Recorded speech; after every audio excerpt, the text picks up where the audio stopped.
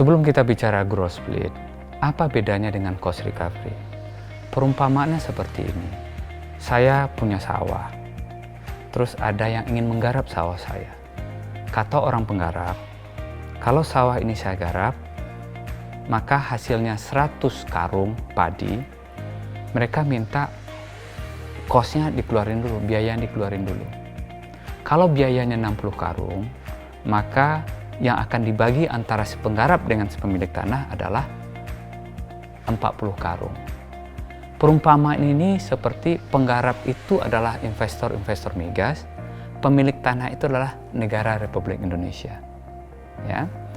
Dalam cost recovery system, semua cost yang dikeluarkan untuk menggarap sawah saya ini dikeluarkan terlebih dahulu, sisanya itu yang dibagi. Bagaimana mengontrol cost? Kalau si penggarap mengatakan costnya 60, maka yang kita bagi 40. Kalau si penggarap mengatakan costnya 80, yang kita bagi 20. Dari 20 ini sistem kita mengatakan 85% untuk negara. Jadi 85% dari 20 karung artinya 17 karung untuk negara. Tinggal sisanya 3 karung untuk penggarap. 3 karung untuk penggarap ditambah costnya 70, maka 80 ya, maka 80 tambah 3 karung itulah milik si kontraktor, 83, dan 17 karung milik pemerintah. Nah, cost ini yang menjadi bahan perdebatan kita selama ini. Apakah benar costnya 60? Apakah benar costnya 70? Jangan-jangan costnya cuma 50, jangan-jangan cuma 40. Ini menjadikan proyek-proyek migas kita berlarut-larut diskusinya, bisa delaynya, bisa tertundanya 5, 6 tahun, bahkan lebih dari itu. Dengan sistem growth split, kita tidak berdebat lagi. Kalau dia menghasilkan sawah 100 karung padi, maka dengan growth split si penggarap mengatakan atau si pemilik sawah mengatakan cost itu masuk komponen Anda. Kita bagi aja, kalau 100 karung 40 buat saya, 60 buat Anda, 60 karung itu sudah termasuk biaya-biaya Anda. Jadi kalau biayanya lebih dari 60 karung, salah dia sendiri. Tapi kalau biayanya kurang dari 60, misalnya dia bisa menghasilkan padi yang efisien, misalnya cuma 30 karung biayanya, maka keuntungan itu ada pada dia. Inilah salah satu melatar belakangi bahwa sistem growth split itu adalah simple, sederhana pembagiannya, tidak berdebat banyak. Yang kedua, sistem growth split itu sangat menekankan efisiensi. Kalau si kontraktor mau efisien, dia akan untung. Yang ketiga adalah sistem growth split ini adalah certain, ya, tertentu, pasti.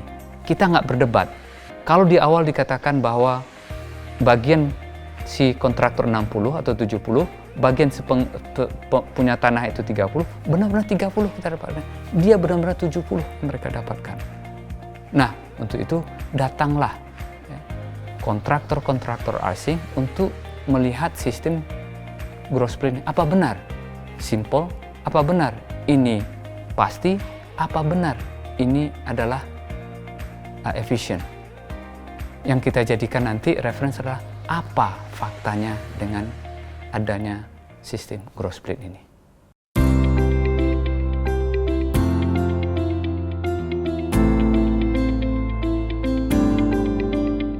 Faktanya ini, tahun 2015, kita tawarkan blok-blok migas kita. Tidak ada yang laku dengan cost recovery. Ini data, Pak, fakta. Tahun 2016, kita tawarkan kembali. Nggak ada yang laku juga. Nggak menarik sama sekali. Ya. Tahun 2017 itulah kita ganti dengan growth split. Alhamdulillah kita dapatkan 5 penggarap sawah kita yang baru. Ya.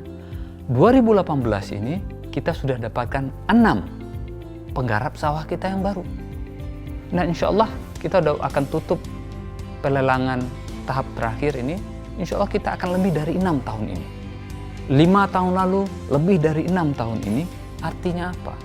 Apakah growth split tidak laku? Tidak diminati oleh kontraktor-kontraktor luar negeri. Buktinya, Eni Italia masuk, perusahaan besar. Repsol dari Spain, perusahaan besar masuk. Mubadala dari UAE masuk, ya. Dari Inggris masuk, dari negara lain juga masuk. Artinya apa? Growth split diminati oleh tidak saja kontraktor dalam negeri, juga kontraktor-kontraktor dari luar negeri. Total yang sudah berhasil, ya, menggunakan growth split sekitar 31 kontrak.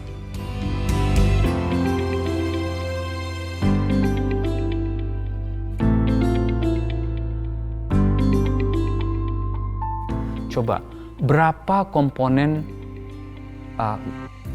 cost recovery, ya, cost yang harus kita bayarkan ke kontraktor yang membebani APBN? Itu sekitar 10-11 billion dollar, atau sekarang itu sekitar 150-160 ya, triliun rupiah. Kalau pada saat waktu berjalan, mungkin nggak kosnya membengkak? Mungkin. Ya, terjadi sesuatu di sawah yang dia kerjakan, dia katakan ditambah kosnya lagi. Jadi APBN kita sangat rentan terhadap apakah kontraktor ini efisien atau tidak. Bagaimana kita mengontrolnya bahwa dia akan selalu efisien?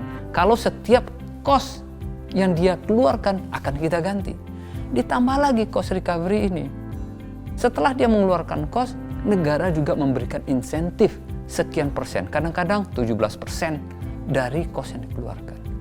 Pembebanan kepada negara lewat APBN ini, menurut hemat saya, perlu cara-cara khusus. Kita perlu sistem sehingga negara tidak terbebani dengan ketidakefisienan yang terjadi di sektor migas. Nah, untuk itu dengan growth split nantinya semua biaya-biaya itu, mau dia efisien apa tidak, mau dia menggunakan teknologi terbaru yang lebih efisien apa tidak, mau dia menggunakan orang-orang yang lebih efisien apa tidak, itu adalah tergantung dari si kontraktornya. Kalau dia mau menggunakan sesuatu yang lebih efisien, dia untung. Kalau dia tidak mau menggunakan tidak efisien, dia rugi. Negara sudah mendapatkan bagiannya di atas, di awal. Kalau 100 karung, negara dapat 30 karung atau 40 karung. Mau dia sebesar apapun kosnya, terserah. Jadi inilah salah satu keuntungan kita menggunakan sistem growth split.